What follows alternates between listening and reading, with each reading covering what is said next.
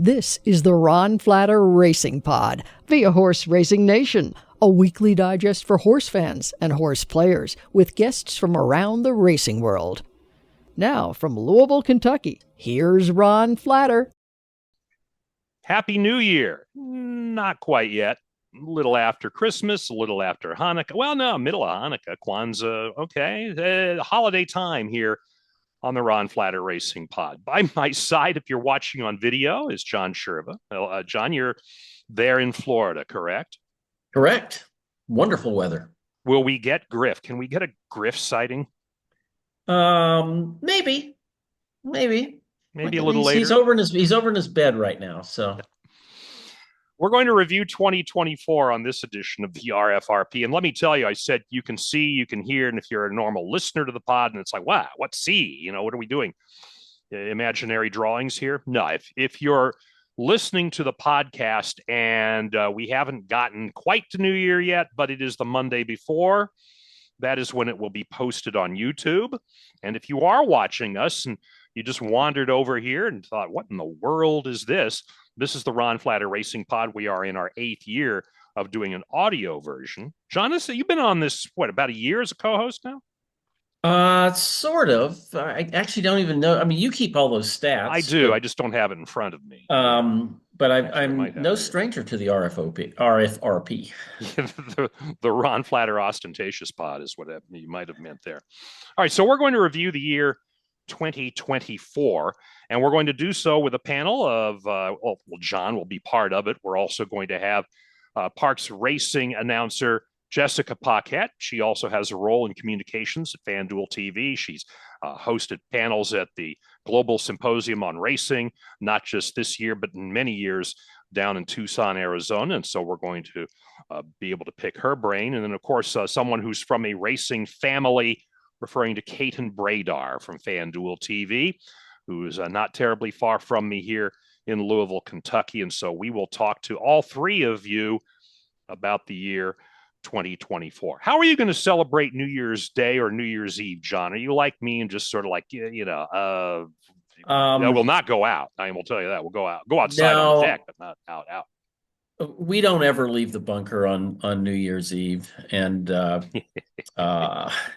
as a matter of fact, my wife, Lynn, is usually sleeping by midnight, although she'll wake up like a few minutes before, and then the ball will drop and, okay, New Year, yeah, and then we'll go to bed.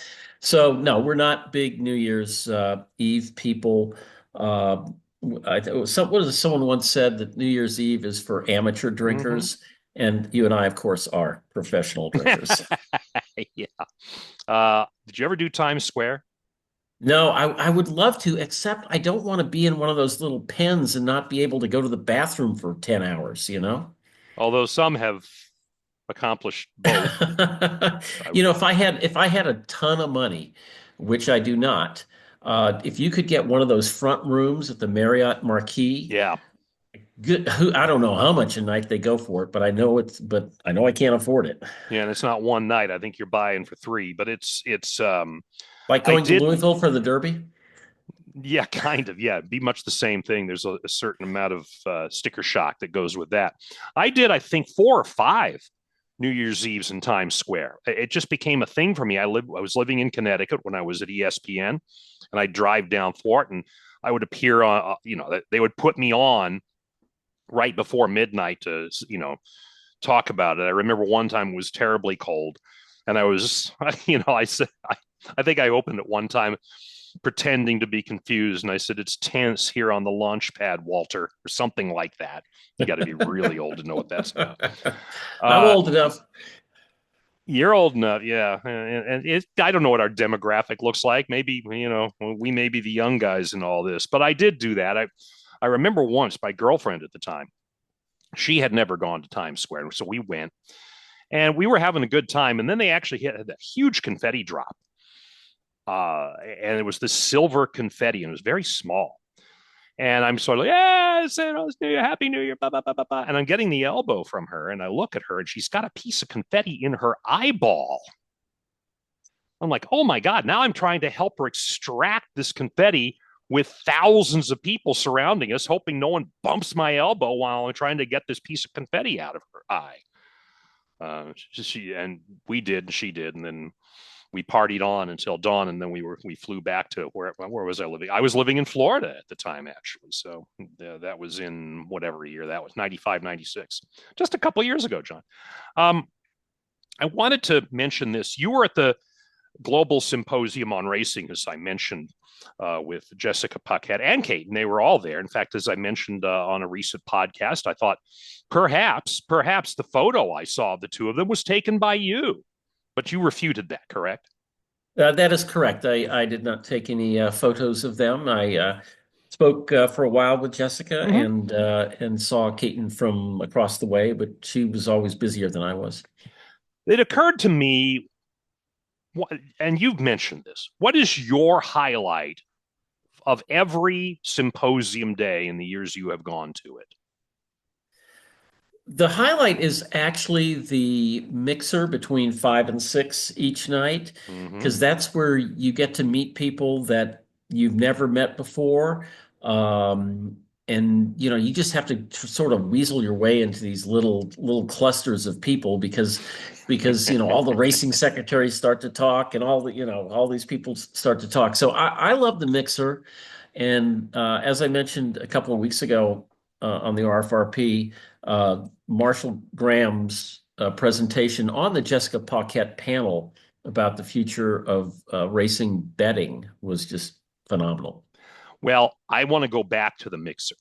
And, there's a few things about it that are very attractive. One, as you said, it is, as Rudy Martzke, the late Rudy Martzke, used to talk about, the all lobby team. If there's a big event like the Final Four, for instance, who was in the lobby schmoozing and almost like the McDonald's arches? It was like over 5 billion schmoozed. Who were the top people doing that? And this is exactly what you're talking about. But it brought to mind something very obscure, even for people who might have heard this in my hometown of Chico, California. Every week there was a similar schmooze that happened on whatever day of the week it might have been. Let's say it was a Friday, and it was a Friday morning thing at 7 o'clock every week. And it was a coffee klatch. And it was one that was put on by the local chamber in an effort to bring business people together. And it was an early form of networking before we had social media and before we were texting and before email. And frankly, before the demise of radio. I mean, radio is still a thing. And it's to that extent. There was a guy who was the general manager of the radio station where I would wind up going to work at its companion and co-owned television outlet. And that was KHSL TV, your CBS affiliate in Chico, California. Back in the late 60s and early 70s, it used to be, do you remember, John, that radio stations, in order to keep their licenses, had to have a certain amount of public affairs programming, and it inevitably ran on Sunday mornings and Sunday night, okay? Late Sunday night. And as a kid, I would have this was back in the days when you had the transistor radio that is roughly 3 times the size of a cell phone now, but it was at least that thick, and you'd have it under your pillow with the earphone. If you're watching on News Channel 8, it looks a lot like that. They haven't changed at all. And had the earphone in, and I would be listening to ball games. But back then, ball games weren't happening on Sunday nights. They were done. So what was I listening to? But a recorded piece of coverage of that mixer every Friday that the Chamber of Commerce ran. And Bob Geller, I found this out later, Bob Geller, who was the general manager of KHSL Radio, would show up with this beast of a tape recorder over his shoulder and a microphone. Nowadays, you do it with a cell phone. And he would show up and he would push the button to record, and he wouldn't stop for a half hour. He just kept going. And everybody there knew who he was doing this because they're all business people. They're all people he's been schmoozing to buy airtime on the radio station. And I will never forget, as long as I live, how he opened that all the time. Welcome, everyone, to the Greater Chico Chamber of Commerce Greeters Committee Coffee Klatch. And then everybody would cheer. who was in the room, and then you'd hear him milling about, and then he'd wander up to people and strike up conversations. Never stopped the recorder, go up to, yes, here's Gene Posey from Ozer's department store downtown. And it was effectively just one big, long program length commercial. And it occurs to me, John, that just to channel my past, I ought to show up for one of these things, whether it's the symposium or the HBPA conference coming up in Florida this winter. I had to show up with my little recorder in my phone and walk up and go, it's the Global Symposium on Racing, University of Tucson RTIP, and get the chick and just start schmoozing people with the recording going.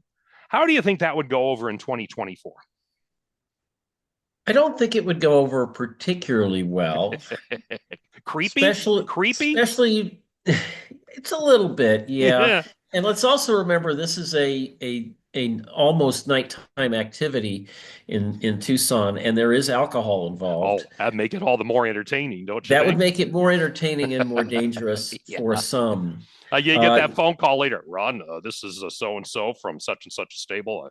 I think I might have said something I shouldn't have. Can you edit that out? I'd probably get about 5 of those every week, right? You would.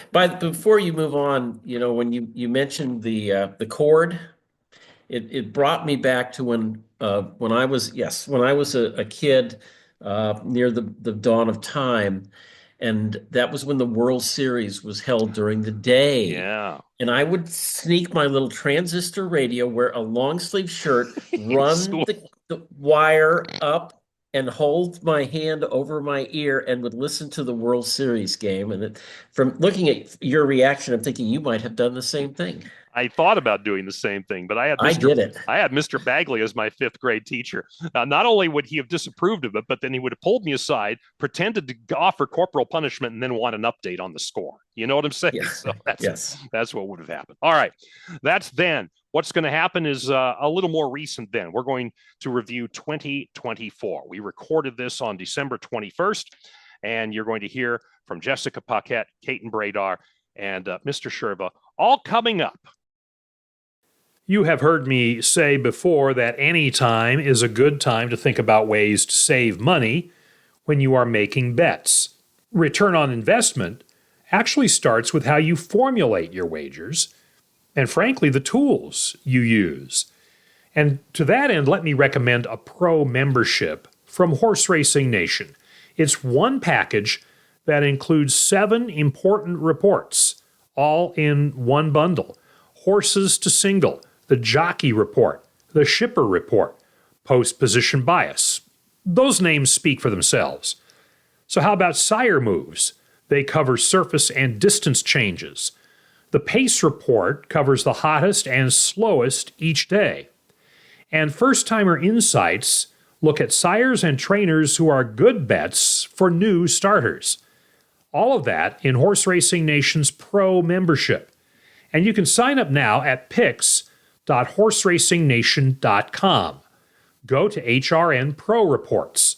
Click that, and you'll see HRN Pro membership, which is exactly what we're talking about right now. It's your link to get all 7 of these reports for just $59.99 a month. $59.99. To give you an idea, if you did this a la carte, it would cost you about $180. So you're saving 2/3. You're saving $120. That's an ROI win even before you make your first bet. Sign up for your pro membership discount now. Go to Pix, that's Picks, pix.horseracingnation.com. It's my pleasure to introduce now our panel for this year in review of 2024. First, to the top row, if you are watching on YouTube, and if you're listening on the podcast, it's just, coming out of speakers. The voice of Parx Racing, coming to us from Philadelphia. Here's Jessica Paquette. Hello, Jessica. Hey, Ron. This is a fun thing. It's been quite a year. Looking forward to looking back on it.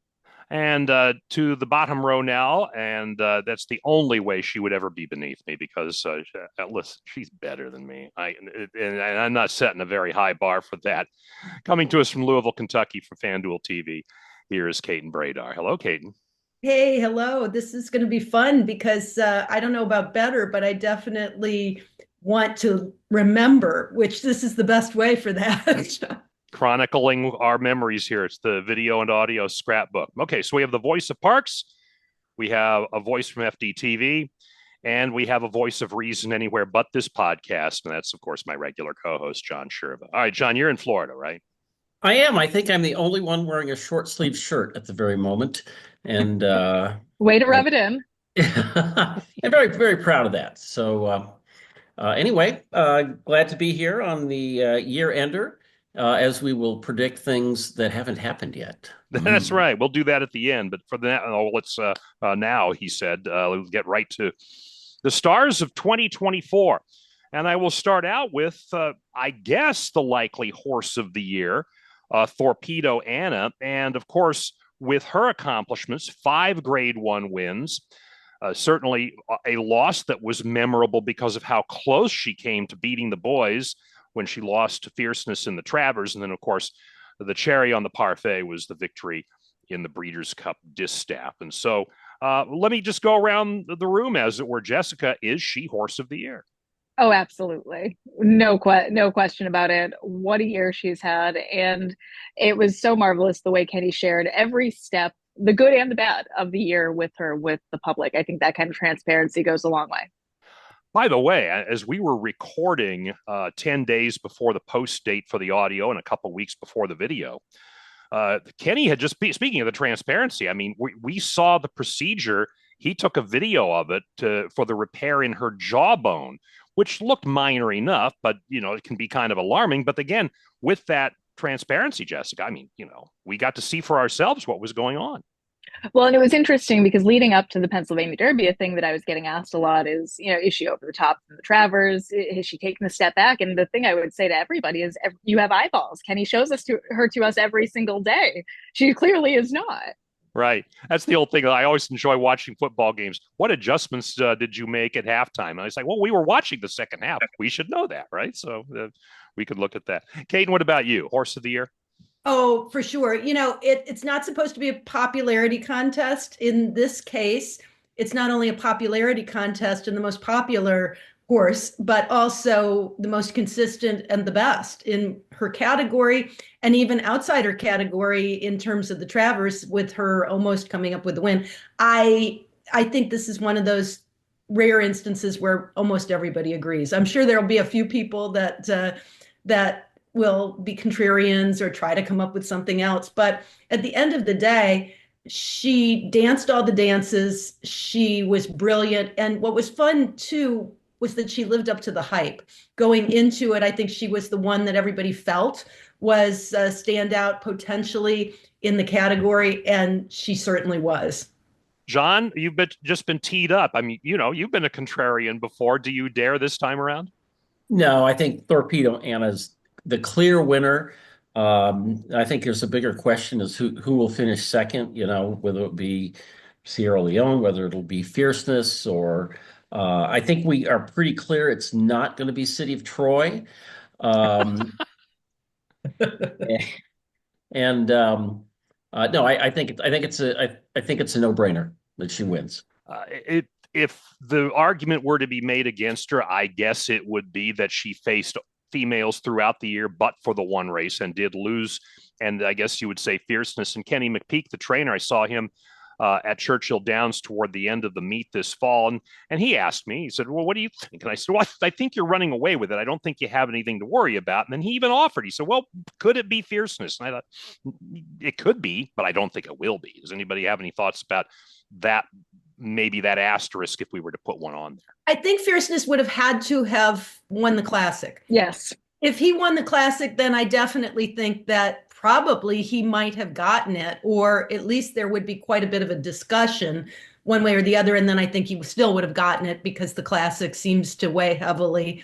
And in this business, like so many others, generally boys are going to beat girls each time. So that's in the in a lot of ways. Mode. So, but I think it's kind of silly because the only reason you could make that case was to say, okay, she beat him, but then he was beaten by Sierra Leone. So now we get into this one beat this one and this one beat this one, and nobody was perfect, but she was the closest. It's almost like trying to figure out who should be in a bowl game based on, they beat they, the strength of schedule and all that.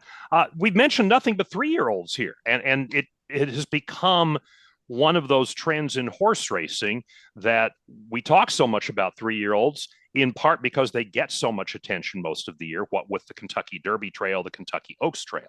But the other part of that is the dearth of older horses because they are sent off to sale right after that 3-year-old season. John, I know you have some pretty strong thoughts about this, but here we are talking, whether it's on merit or just because of the strength of numbers, 3-year-olds, not a whole lot of talk about older horses. Yeah, and like I've said many times and written many times, horse racing doesn't celebrate its stars; it retires them, and that's pretty much what we got going on. I was trying to think of older horses. National Treasure had a pretty decent year, second in the California Crown, won the Pegasus, won the Met Mile, but there is a real dearth of older horses, and we'll just have to see how it turns out. Did Idiomatic, by the way, speaking of older horses, did she do enough before she had to be retired with injury to win a second consecutive division title? I think she did. I think she showed up for the most part everywhere she was asked to. And boy, when she was 100% or maybe even 90%, I think she was as good as anybody.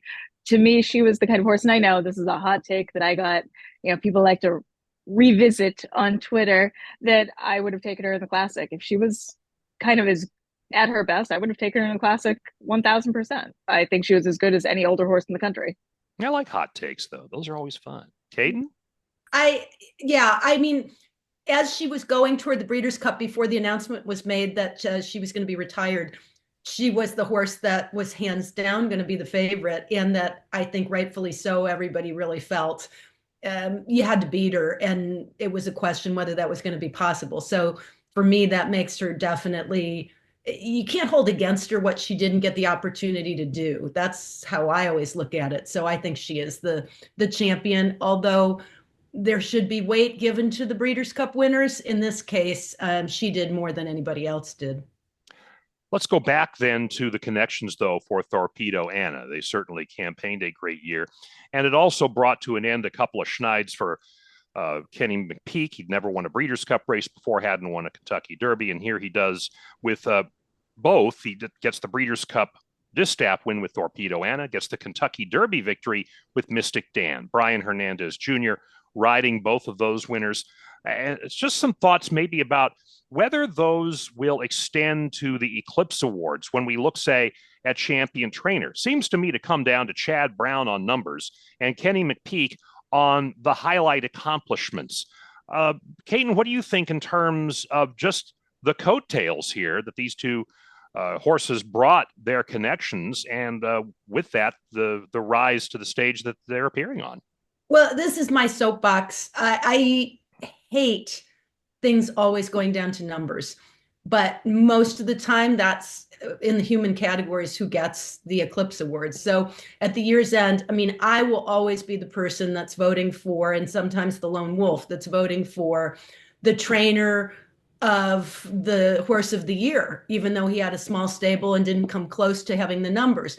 I think what Kenny McPeek did in terms of the Derby and the Oaks is almost unprecedented and historic in nature, and that in and of itself is worthy of it. And then on top of it, the year he had and the campaign he put together for Thorpedo Anna makes him the standout to me and the shoe-in.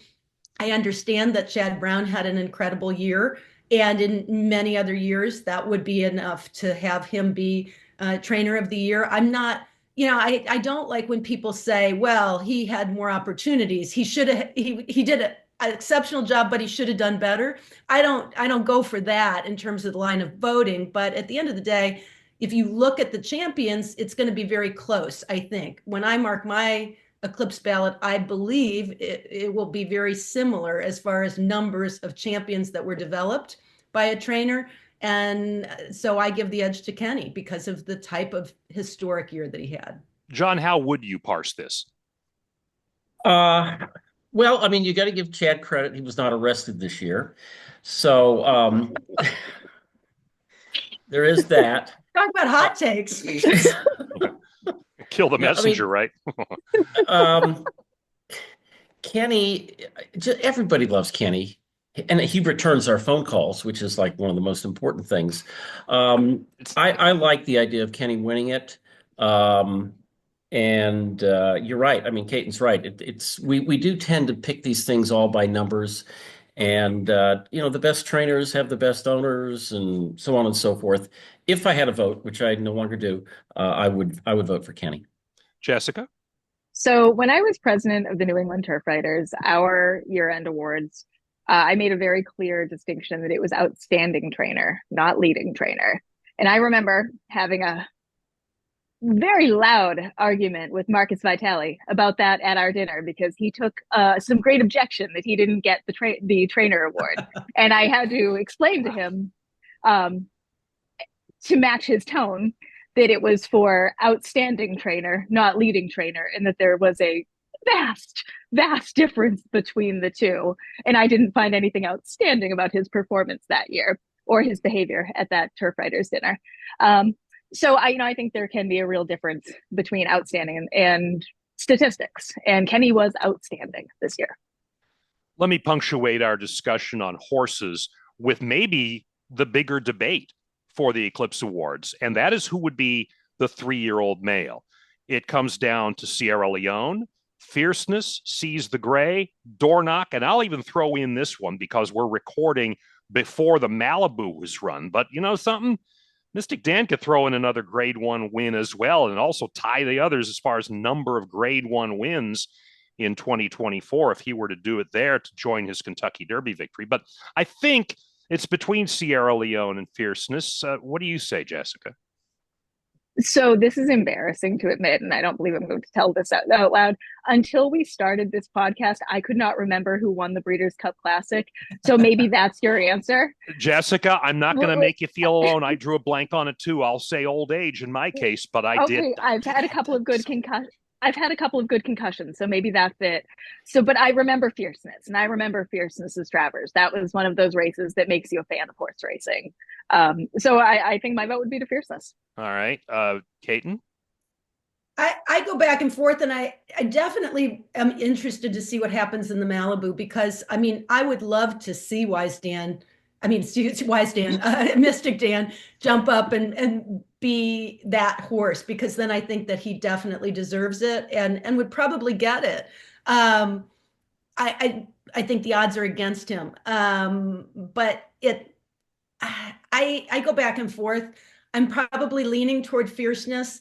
Maybe part of this is that I have a lot of affection for Sierra Leone because of his ownership with Brooke Smith owning a piece of him and donating a portion of his earnings to the Backside Learning Center. And I also thought it was just kind of redemption off of one of the most competitive, fascinating derbies on a lot of levels. And so it was sort of the neat way to tie up the story at the end. And to give it to him would be fun in that regard. But probably if I had to vote today based on everything, I'd probably lean toward Fierceness, which I say, given the fact that I am the announcer for the Eclipse Awards and all of us hold our breath when Mike Rapoli owns a horse that's Eclipse Awards. Well, as the announcer for the Eclipse Awards, you know what you could do? You could pull one of those La La Land circumstances. You announce somebody else or something like that. John, I have a hunch you're going to make it unanimous among you three, although I'll be the fly in the ointment. Oh, definitely. No, Fierceness, you talked about the Travers. How about the really dominating performance in the Florida Derby, too?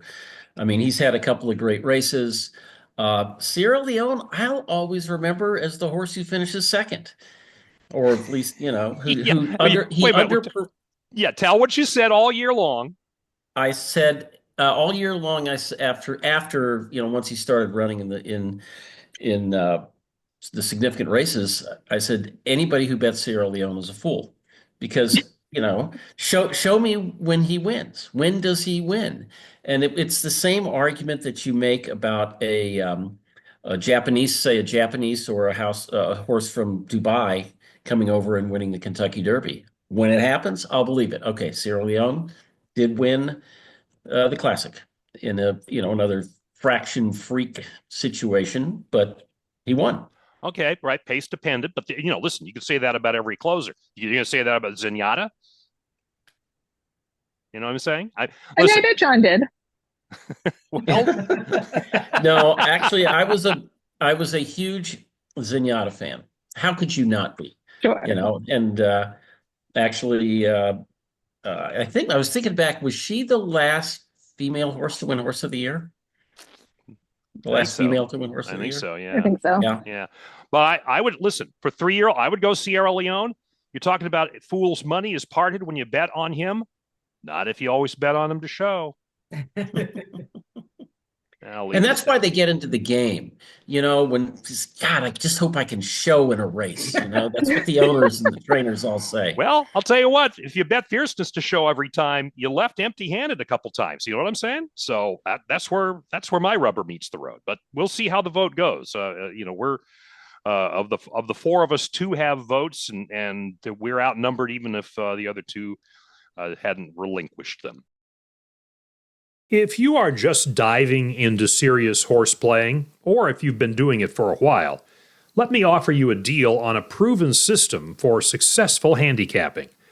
It's the Super Screener from Horseracing Nation, based on years of analysis and results that Mike Schutte has gathered to separate legitimate handicapping angles from all the noise.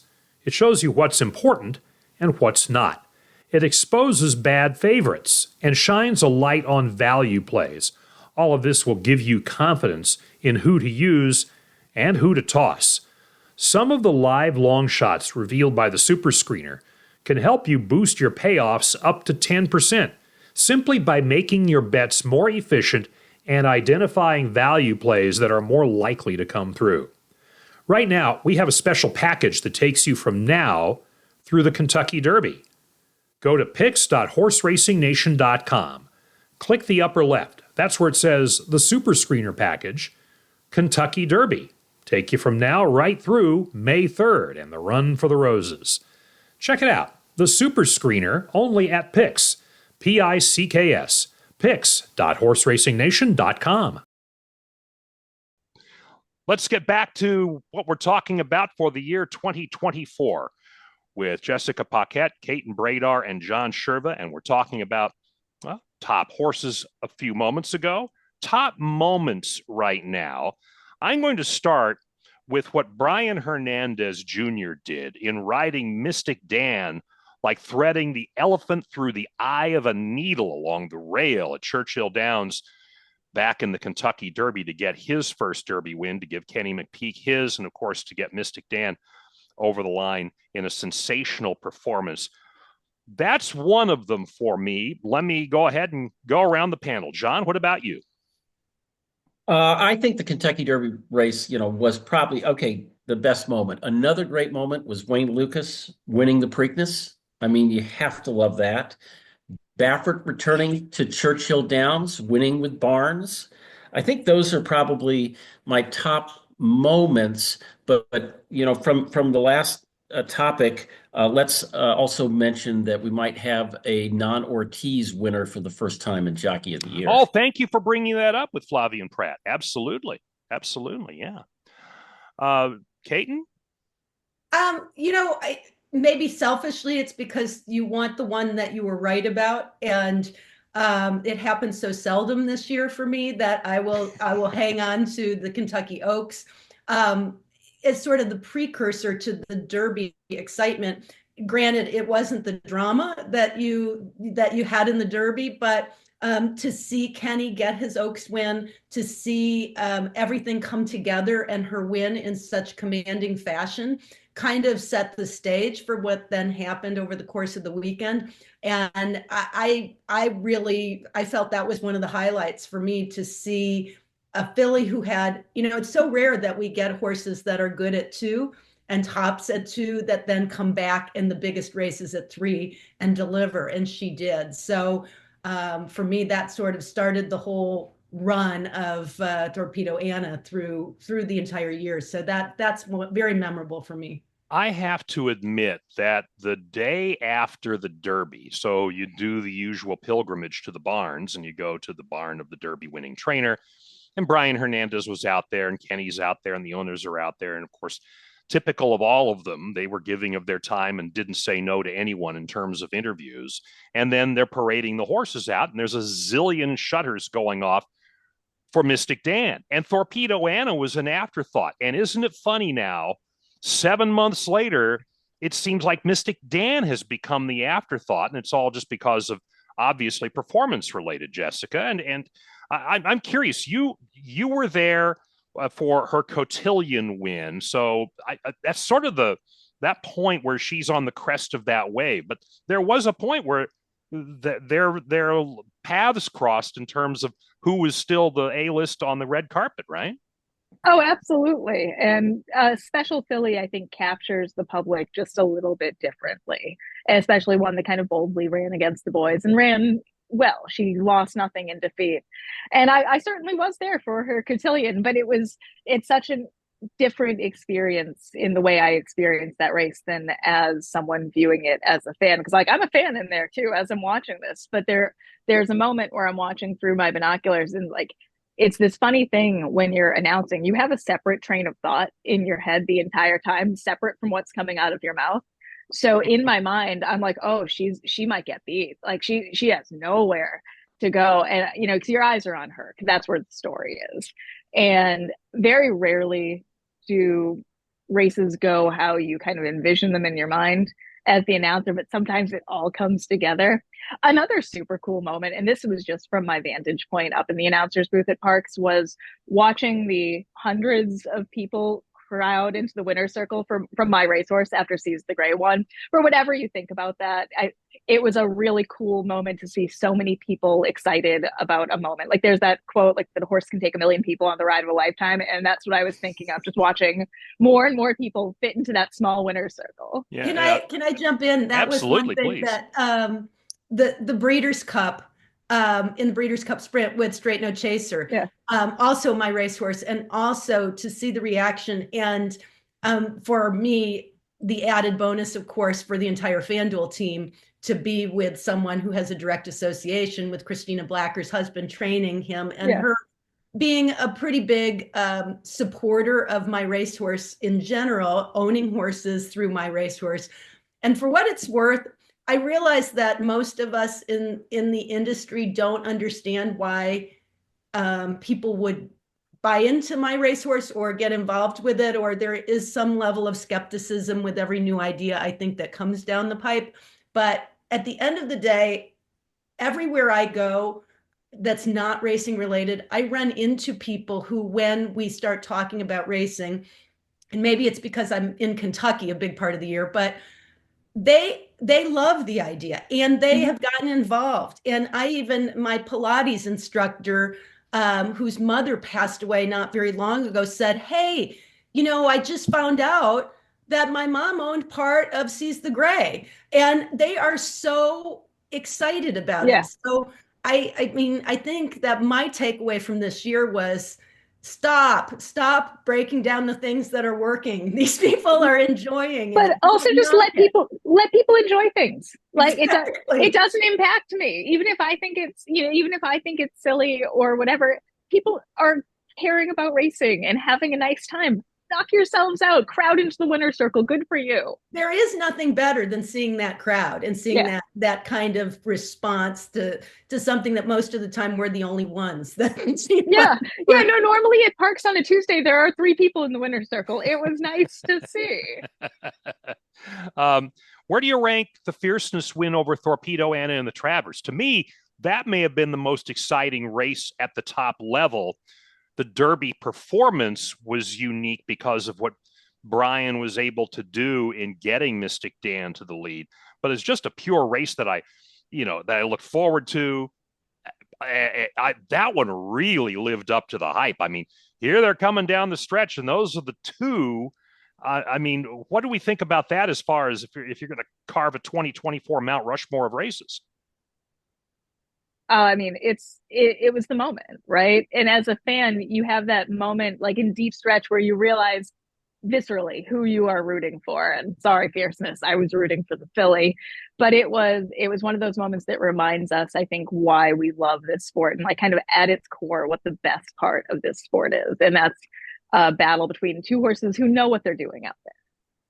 John? If you're talking about the Mount Rushmore of races, again, I still go back to the Kentucky Derby. I think my racehorse is a really interesting concept, but I've been down in the winner's circle a couple of times at Santa Anita where I was really scared because there were so many people in that winner's circle that a horse is unpredictable. And I know the people down, they actually in California, they started to enact some rules as to how many people you could have in the winner's circle. Again, mentioned when you're talking about the Mount Rushmore, I will go back to the Preakness and seize the Gray. So, it's just anything involving Wayne Lukas is a moment. Yeah. Yeah. And I remember putting those two things together, John. I remember him saying a couple times after the race, and in particular in the news conference, that it was something like he had never seen before. Like, I don't remember if he called it a mob scene or what he called it. I mean, it's almost like what we're watching at football games when they're storming the field. Gosh, would they tear down Wayne Lukas instead of goalposts? I'm not quite sure, but it's that sort of a thing. Caton, what about you? Is there a race that pops into your head, and is the Travers Fierceness race over Thorpedo Anna the one that pops, is certainly at the forefront, or is there another one? I think that, just for sheer excitement at the highest level, from, as Jessica would say, from a fan's perspective, as a pure fan enjoyment, I thought you couldn't pass the Travers. The Travers was amazing. I was also cheering for Thorpedo Anna, but having been there when Fierceness kind of kicked off his campaign in Florida earlier in the year, it was very gratifying to see him come back and also come through, because he had so many doubters, and because he was such an all or nothing horse that that day, for it to be all and for it to almost not be enough to beat the filly was amazing to watch from just a pure standpoint of a fan. I have to say that race was one of the few that I watched on television versus most of those that you watch in person. And so you always, and I've noticed this has become a hardship in handicapping the Breeders' Cup, you give more credit to and seem to remember better those that you're there for versus the ones that you watch on television. So the Travers didn't first come to mind, but probably the truth is that probably was one of the best races of the year. It's funny, though, too, because of it being a defeat, and yet I think most people would feel that it was maybe one of Thorpedo Anna's best races, if not her best race of the year.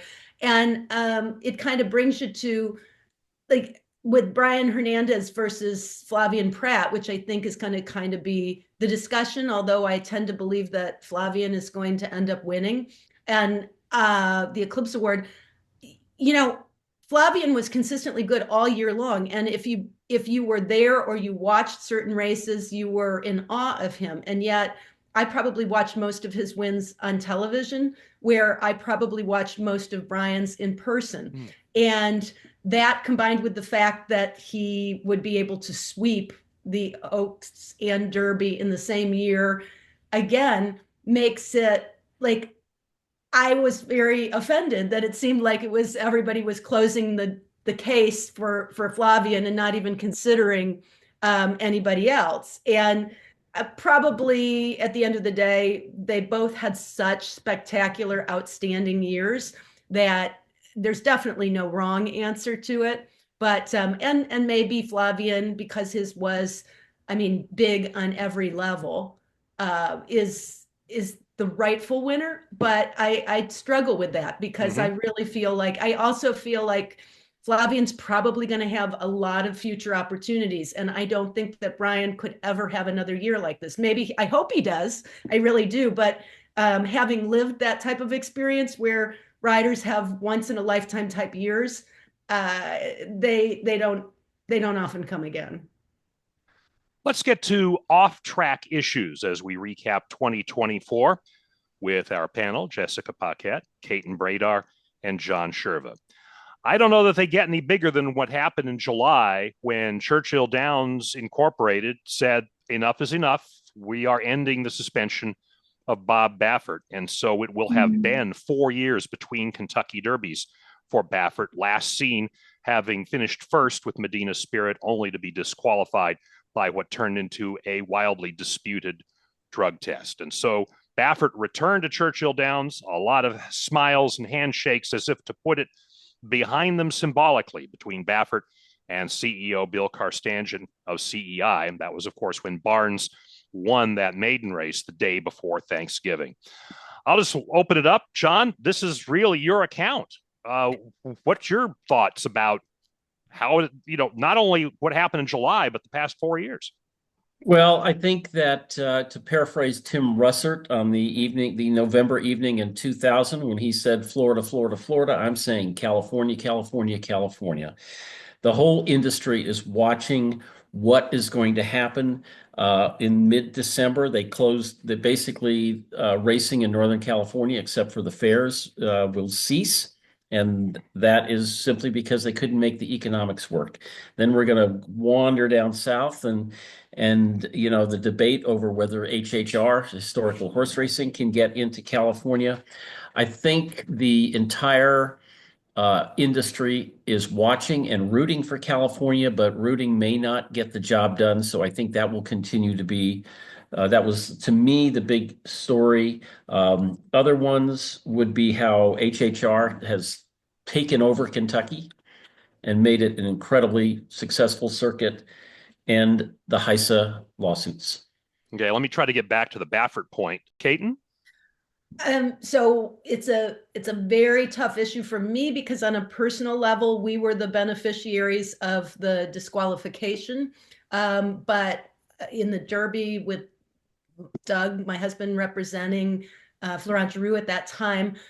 And so everything is sort of tied up emotionally in the idea that, like, if Medina Spirit isn't in the Derby, we win the Derby. and we have we still won the Derby, but we didn't get any of the hype or the celebration or the experience of actually winning a Derby. And it got dragged on for so long that everything had changed. So with that said, I'm never a fan of singling someone out. I think what the business has lacked from start to finish and continues to, and I don't see it ever changing, is this picking and choosing the spots, the worst possible spots sometimes, to make a point, and for no apparent reason. So there's no equity. There is no, I don't think what happened to Bob was necessarily fair, given what's been happening to other people in similar situations. But I do also respect the fact that that every place, especially Churchill Downs and the Derby, have the right to try to protect their product and to, allow or not allow people on the grounds based on that. And I also think there have to be repercussions. So I think that he was treated unfairly and made an example of in some respects? Yes. And so I'm glad that part is over, because at least we can stop talking about that. But I'm sure that there'll be other things to talk about. And it always poses a real dilemma for all of us who cover it and just want to be able to celebrate what's good about it. Caton, how scarred is the sport as a result of all this? It's pretty serious, because it is what everybody asks the minute. And, even with, I believe that the horse safety and the physical health of horses is probably the most important issue in racing for me personally. But honestly, I don't think that is the thing that people ask about immediately. People ask you about the most prominent person in the game that they know and that they've come to know, and what's going on with him, and why wasn't he allowed here, and why is he allowed back, and what is he doing now? And I just think that is something that's never going to go away. I hope that we do put it behind us and there are no issues related to Bob Baffert horses forevermore going forward. Yeah. But I am somehow a little bit skeptical about that. John, what paints do you think are still left? Well, I was going to bring up an anecdote from the Global Horse Racing Seminar, which Jessica, Caton, and I were at.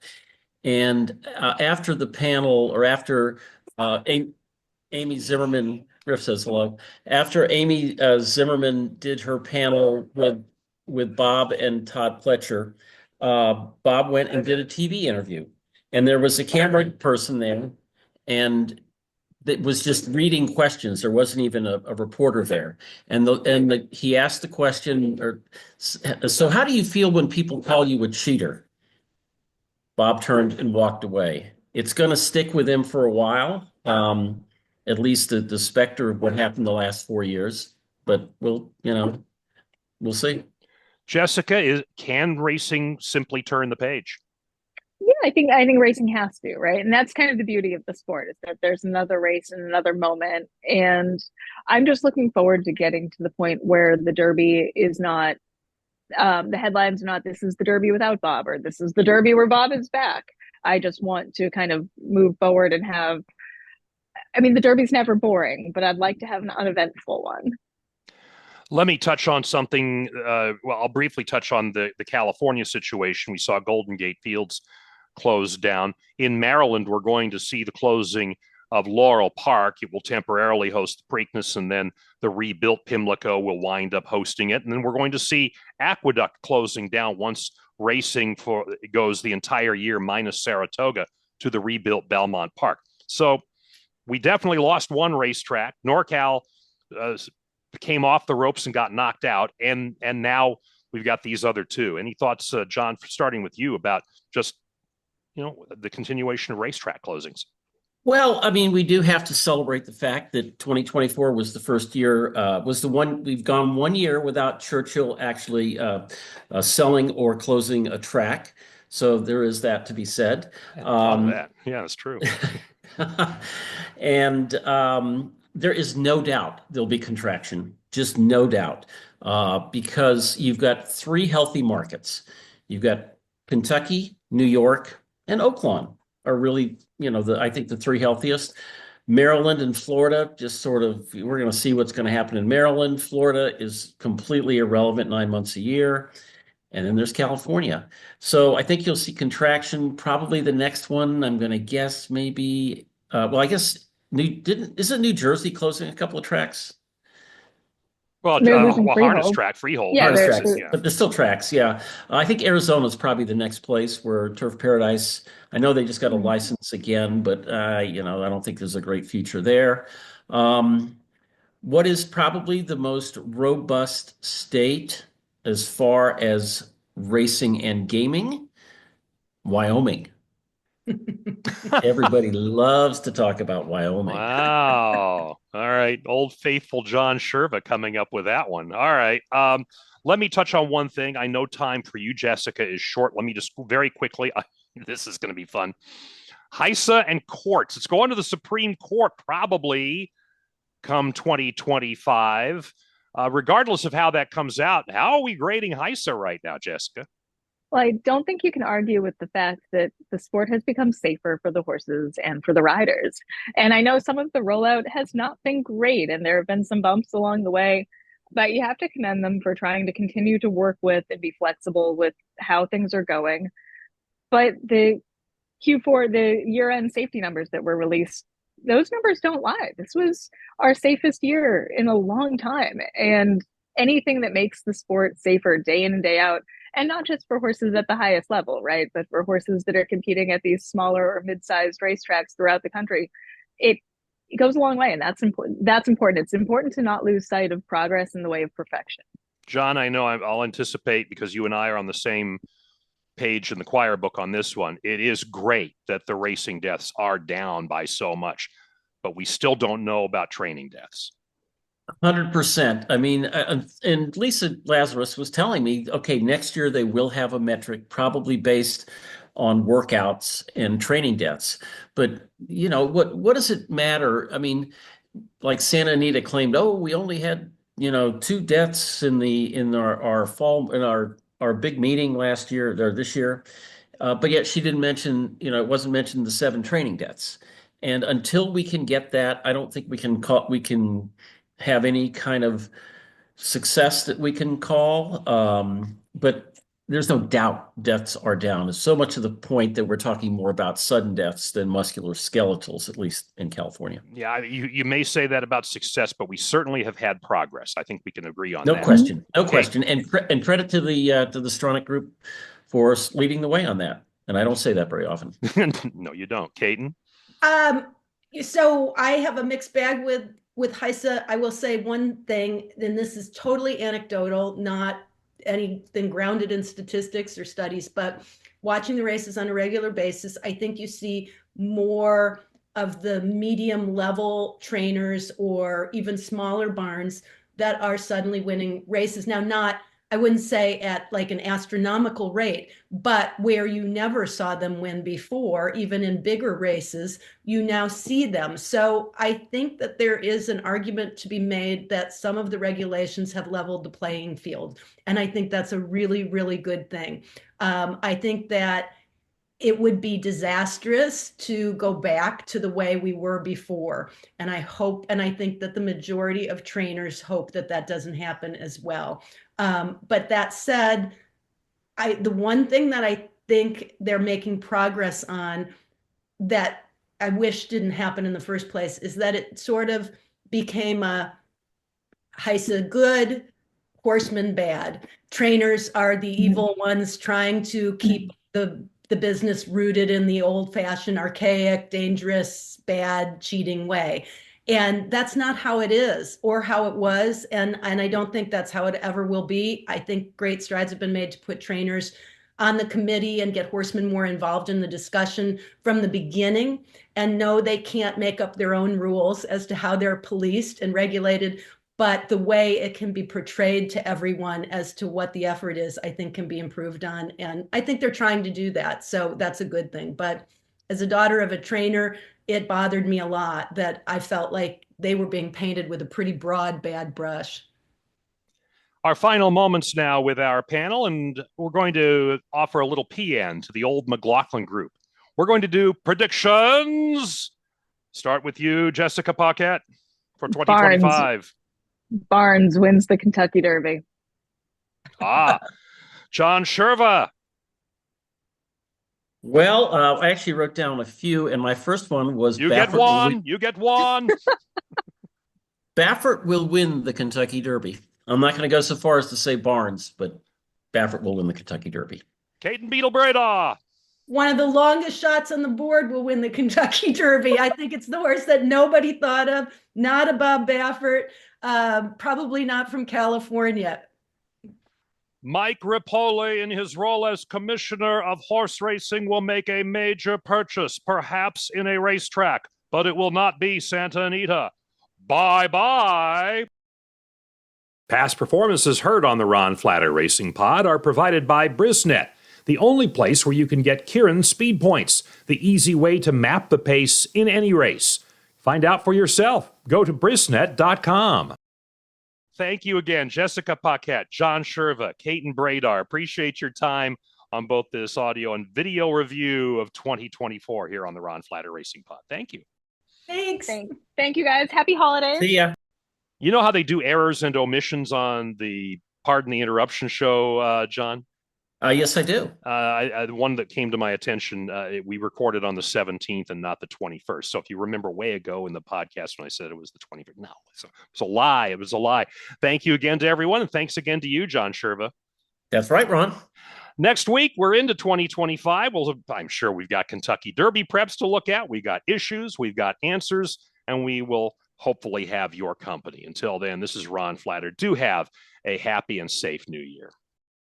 This has been the Ron Flatter Racing Pod via Horse Racing Nation. We post a new episode every Friday morning and handicapping pop-ups before big races. Subscribe now wherever you find podcasts. Read Ron's racing column every Friday morning at horseracingnation.com.